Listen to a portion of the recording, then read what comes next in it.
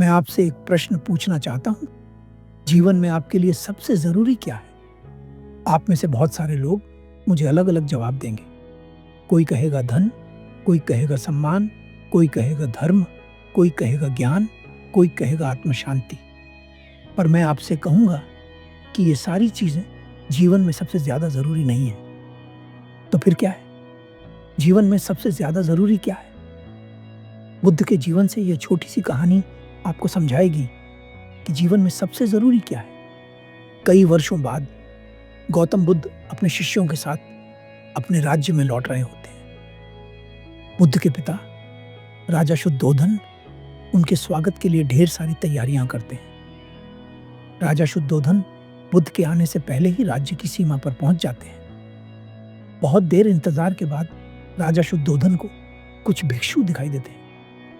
राजा उन्हें देखते हैं, लेकिन उनके मन में यह ख्याल तक नहीं आता कि उनका पुत्र भी भिक्षु बन चुका है।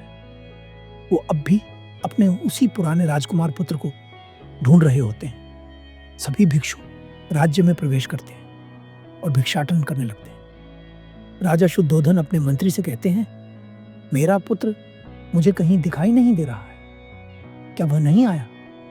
मंत्री राजा को एक दिशा में इशारा करता है।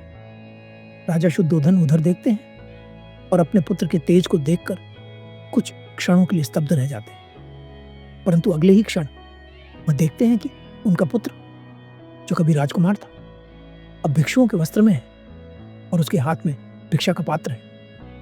ये देखकर राजा शुद्धोधन बहुत दुखी हो जाते हैं। उसी समय सिद्धार्थ एक वृद्धा के द्वार पर पहुंचते हैं। भीतर से एक बूढ़ी औरत निकलती है और वह इतनी प्रसन्न होती है मानो उसे उसके जीवन का सबसे बड़ा उपहार मिल गया, क्योंकि उसके द्वार पर स्वयं बुद्ध खड़े हैं। परंतु अगले ही क्षण उसे ध्यान आता है कि घर में तो कुछ भी नहीं।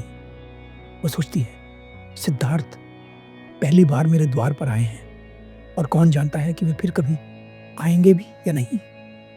ये सोचकर वह दौड़कर घर के अंदर जाती है और एक लड्डू लेकर बाहर आती है। वह हाथ जोड़कर बुद्ध से कहती है, आप मेरे द्वार पर आए हैं, पर मैं इतनी अभागी हूं कि आपको कुछ दे ही नहीं सकती, सिवाय इस छोटे से लड्डू के।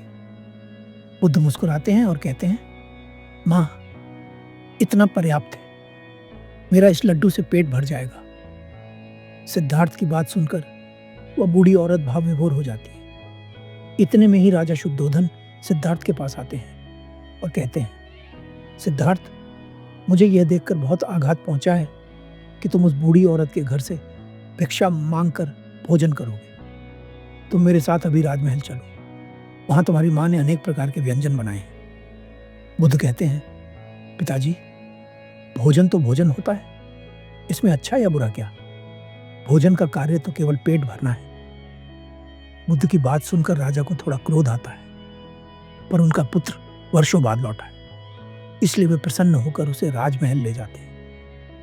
राजमहल पहुंचने के बाद बुद्ध और उनके शिष्यों के सामने अनेक प्रकार के व्यंजन परोसे जाते हैं। सिद्धार्थ सभी को धन्यवाद देते हैं और अपने भिक्षा पात्र से उस वृद्धा का लड्डू निकालकर अपनी थाली में रख लेते हैं। सभी लोग यह देखकर चकित रह जाते हैं। इतने अच्छे अच्छे व्यंजन सामने रखे हैं, फिर भी सिद्धार्थ ने अपने भिक्षा पात्र से वही लड्डू उठाया और अपनी थाली में रखा।